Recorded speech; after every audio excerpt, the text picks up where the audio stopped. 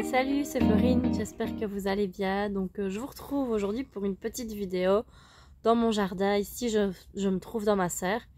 Il fait assez doux, ce qui n'était plus arrivé depuis un certain temps. Donc j'en profite pour faire un petit tour avec vous et vous montrer un peu ce qui se passe. Si vous aimez le contenu jardin, le contenu plantes, etc., n'hésitez pas à me suivre, à mettre un petit like. Et je partage aussi du contenu sur Instagram, ça s'appelle Les Fleurs de Florine, exactement comme ma chaîne YouTube.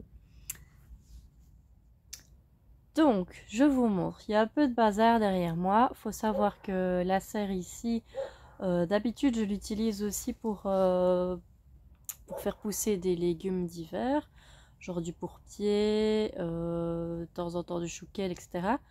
Cette année, j'avoue, j'ai pas trop fait pousser tout ça, parce que c'est vrai que finalement, je remarque qu'on ne mange pas spécialement ces choses-là. Maintenant, j'ai un petit peu, à force de faire pousser des légumes, bah, disons que vous savez ce que vous mangez, ce que vous ne mangez pas.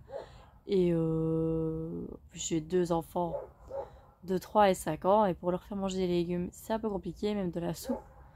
Donc voilà, j'ai pas fait pousser de légumes ici cette année dans ma serre l'hiver. Donc c'est toujours un peu le bazar, mais j'ai quand même enlevé les plants de tomates qui étaient morts, etc.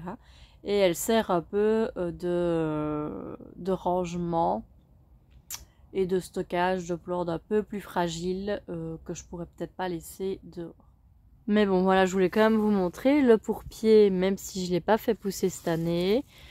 J'ai quand même de toute façon un tapis qui se reforme chaque année parce que les graines se ressèment. Donc si je voulais, moi j'utilise en soupe par exemple. C'est un petit légume feuille. Vous pouvez le trouver, vous le trouvez pas, on va dire en grande surface. Vous le trouverez plutôt dans des petites coopératives ou dans des magasins bio en bottes.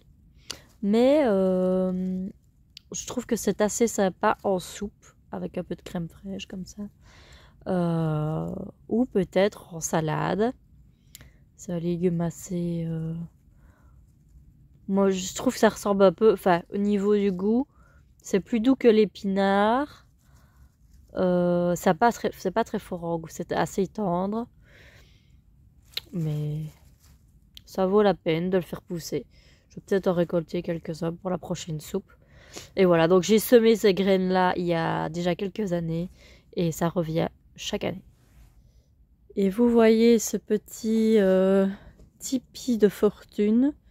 Donc en dessous, qu'est-ce qu'il y a? Bah, il y a des anémones et des renoncules que j'ai tenté de faire pousser cette année dans la serre.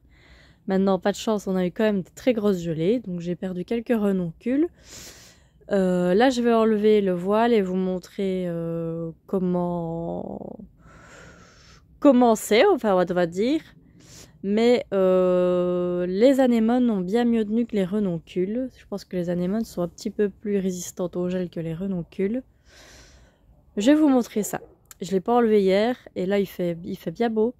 Donc je vais les laisser prendre l'air un peu pour évacuer un peu l'humidité. Pour pas que c'est pas très bon non plus quand c'est trop humide. Pour pas que ça pourrisse quoi. Donc voilà, donc j'ai pas déshervé, donc c'est comme ça, comme c'est là. Disons que j'en ai perdu quelques-unes. Là, bon, je sais pas si elles vont... Je pense qu'elles vont reprendre quand même. Mais bon, elles vont peut-être fleurir un peu plus tard. Donc ça, ceci, ça comme vous voyez mieux, et celle-là qui se porte mieux. Il y a différentes variétés. Il y avait des variétés italiennes et les autres variétés. Et je pense que les variétés italiennes n'ont pas bien résisté parce qu'il faisait peut-être un peu trop froid pour elles. On n'a pas le même climat qu'en Italie, dommage. Ça donc ce sont des renoncules.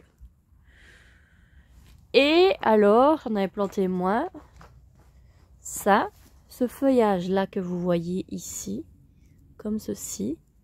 Et il y en a, il y en a un peu plus là-bas. Je sais pas pourquoi elles ont extrêmement bien pris cette variété ici. Et là j'en ai 3, 4 qui sont sortis. Donc ça ce sont des anémones. Dans les stories à la une, je sais plus, ou peut-être que j'ai enlevé ça. Enfin, j'en avais parlé en story, en tout cas, vous recevez des espèces de petits bulbis, de petites racines bulbies, ça ressemble un peu à tubercules. Je sais pas si vous entendez Scott aboyer, si oui, désolé. Et vous les faites tremper, ça va doubler, tripler de volume. Et ensuite, vous les plantez en pleine terre. Moi, c'est ce que j'ai fait, mais vous pouvez aussi les pré-semer dans des bacs. Là, je les ai plantés en pleine terre et bon, c'était une expérience, mais je sais pas si l'année prochaine, si je resème en automne, si je referai la même chose parce que du coup, j'en ai perdu beaucoup. Bon, voilà, on se retrouve ici dans le jardin donc où je vais faire pousser toutes mes fleurs. Hein. Là, ici, il y a tous les crocus que j'ai plantés, des tulipes. Et il y a encore, vous voyez que j'ai encore pas mal de choses à faire dans les chemins et on a encore du compost à mettre, etc. À mettre, pardon.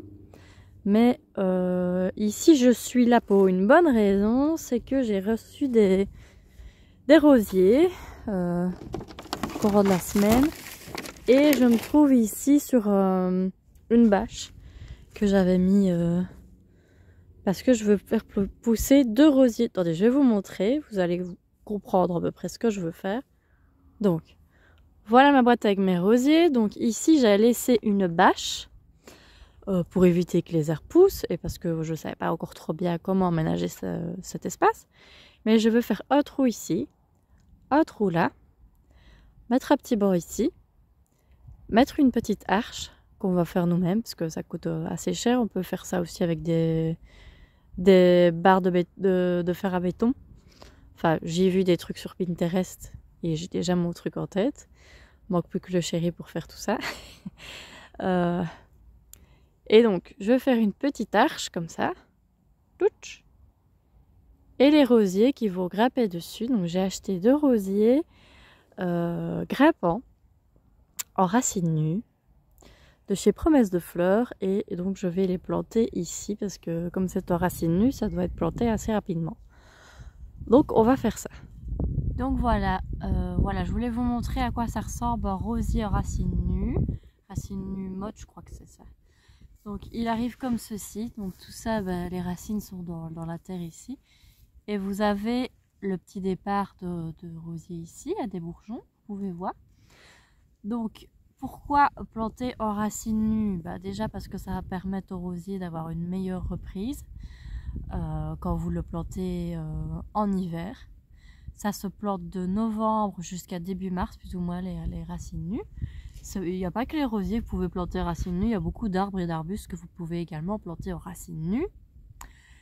Donc meilleure reprise au printemps, parce que toujours ce que vous plantez à l'automne, quand c'est possible, c'est mieux, sauf si évidemment s'il y a des variétés qui sont gélives, etc. Mais les racines se développent mieux parce que l'hiver c'est plus humide. Et aussi, donc, deuxième avantage non négligeable, c'est que quand vous achetez en racines nues, c'est bien moins cher que si vous achetez en pot toute l'année. Désolée, il y a Scott qui aboie évidemment. Donc, moi, c'est ce que j'ai fait. Donc, j'ai acheté ici mes 2 rosiers Raubritter. C'est la variété en racines. Je vais essayer de vous insérer l'image de ce rosier-là. Et donc, voilà. Donc celui-là fera à peu près 3 mètres, il peut monter jusqu'à 3 mètres de hauteur et 2,50 m d'envergure. C'est une variété rose. Et je vais planter ça maintenant. Donc voilà, j'ai pris ma petite paire de ciseaux, c'est pas ce qu'il y a de plus pratique, mais bon, j'ai pris ce que j'avais sous la main. J'ai fait un petit trou dans ma bâche, je ferai un petit trou de l'autre côté assez symétrique. Je vais enlever la terre, je vais la récupérer dans un seau pour pas en mettre partout. Et après, je plante mon rosier. Je vous montre comment je fais. Donc voilà à quoi ressemble mon rosier une fois déballé. Vous voyez les racines qui sortent là. Et il y en a aussi ici. Je suis en train d'en mettre partout. Donc je vous montre, j'ai fait un trou assez profond. Voilà. Je vais un petit peu... Je vais le mettre ici dedans. Enfin, je vais redéfaire un petit peu la motte. Comme ceci. Hop. À une main, c'est pas évident. Hop. Il y a un petit peu. Donc voilà à quoi ça ressemble. Voilà. Hop. Je vais lui mettre un petit peu de terreau. Et puis voilà. Et il va bien démarrer. On en insère bien les racines dans le trou. Et il aura bien démarré pour le printemps. Je vous montrerai où il en sera au printemps. Donc voilà, après un bon arrosage, mes 2 rosiers sont plantés. Donc voilà, là. Et l'autre ici. Donc il y aura un petit banc, une arche. Et il faut un petit peu s'imaginer. J'ai 2 autres rosiers à planter que je dois les planter dans la cour cette fois. Donc je vais faire ça. Voilà, je vous retrouve aujourd'hui. Donc on est lundi. J'avais pas terminé ma vidéo. Et il fait un temps magnifique comme vous pouvez le voir. Et je vais aller vous montrer dans la cour les 2 autres rosiers que j'ai plantés. Je vais vous montrer aussi des petites choses qui poussent dans la cour. C'est parti. Donc voilà, donc ici j'ai planté mes 2 rosiers soignés. Vous voyez ici et là. Je l'ai fait en vitesse vendredi. J'avais reçu aussi des élobores. Et les bords, je ne sais pas très bien comment on dit. Mais bon. Celle-ci, donc vous voyez un peu la fleur, c'est une fleur assez... Je vais essayer de me mettre pour que vous voyez. C'est une fleur assez aubergine comme ceci. J'aime beaucoup. Et il y en a une autre là. Elle est en bouton. Vous voyez qu'il y a un petit bouton qui se forme ici. Donc ça, je les ai reçus mardi dernier. Et j'avais planté des élobores à l'automne. Et je vois que celle-ci, la fleur va bientôt sortir. Donc je suis assez contente, elles ont bien pris. Ce que j'ai fait aussi ici, c'est que j'ai enlevé toute la bâche. Il y avait une bâche noire. Je l'ai enlevée jusque là pour le moment. Parce que... voilà, c'était pas pratique pour planter d'autres choses. Je n'aimais pas le rendu de cette bâche qu'on voyait quand même de toute façon. Et j'avais envie de planter des bulbes. Et de planter d'autres choses. Et vous n'avez pas trop amendé la terre, évidemment, si vous mettez une bâche noire. Donc je l'ai enlevé jusque là pour le moment. Et on verra après si j'enlève si je l'enlève partout. Mais vous voyez ici, il y a des petits bulbes qui commencent à pointer également. Aussi dans mon petit parterre, j'en remarque qu'il y a les jassates. China Pink, c'est les China Pink que j'ai mis qui commencent à sortir un peu partout. J'en avais mis, voilà, il y en a une qui sort ici aussi. J'en avais mis tout le long et vous savez, voyez, toutes les narcisses qui vont sortir. Il y en avait pas mal que j'ai planté.